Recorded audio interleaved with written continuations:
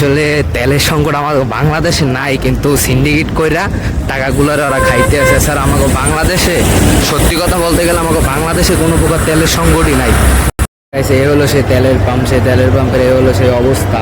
এই যে তেলের পাম্প, এখন তো আমি পেট্রোল পাম্প খুলি নেই, ওই যে পেট্রোল পাম্প খালি, এর ভিতরে সিরিয়াল কত বড়, ওই লাস্ট মাথা পর্যন্ত সিরিয়াল। আমাদের পেট্রোল পাম্প খুলি নেই আর এত গাইস ও যে শুরু, ওদিক দিয়ে মানে সরি ওদিক দিয়ে শেষ আর এদিক দিয়ে শুরু কত দূর আল্লাহ মাহবুব জানে, আল্লাহ ছাড়া কেউ বলতে পারে না ভাই। যতদূর দেখতেছি এটার লিমিটিং নাই, মানে যাইতে থাই দেখতে থাকেন কত দূর এটা যাইতে পারে। আমিও আজকে এটা সাথে সাথেই যাবো যে এটা কত দূর যাইতে পারে রে ভাই। আসলে তেলের সংকট আমাদের বাংলাদেশে নাই, কিন্তু সিন্ডিকেট কইরা টাকাগুলোর ওরা খাইতে আছে। স্যার আমাকে বাংলাদেশে সত্যি কথা বলতে গেলে আমাকে বাংলাদেশে কোনো প্রকার তেলের সংকটই নাই।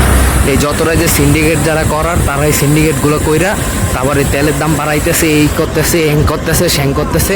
নাহলে ভাই তেলের কোনো সংকটই নেই বাংলাদেশে। আমি অনেক নিউজই দেখতেছি, এই হলো পাম্প আর কি। আমি পাম্পের দিকে আইলাম, দাঁড়াই দেখি পাম্পের অবস্থা কি। এই হলো সেই তেলের পাম্প, সেই তেলের পাম্পের এই হলো সেই অবস্থা। এই যে তেলের পাম্পের অবস্থা, আসলে বাইক লাস্ট মাথা বন্ধ তো দেখাইলাম আপনার। এটা হলো মেইন তেলের পাম্প, তো আল্লাহ জানে কি হয় এই তেলের পাম্পের অবস্থা। তেল মনে হয় শুনছি কিছুক্ষণ আগে যে সীমিত আছে, ভয়েস দিতে পারবো না, শুধু তেলের পাম্পের পরিস্থিতি একবার দেখেন, দেখাইতেছি দাঁড়ান।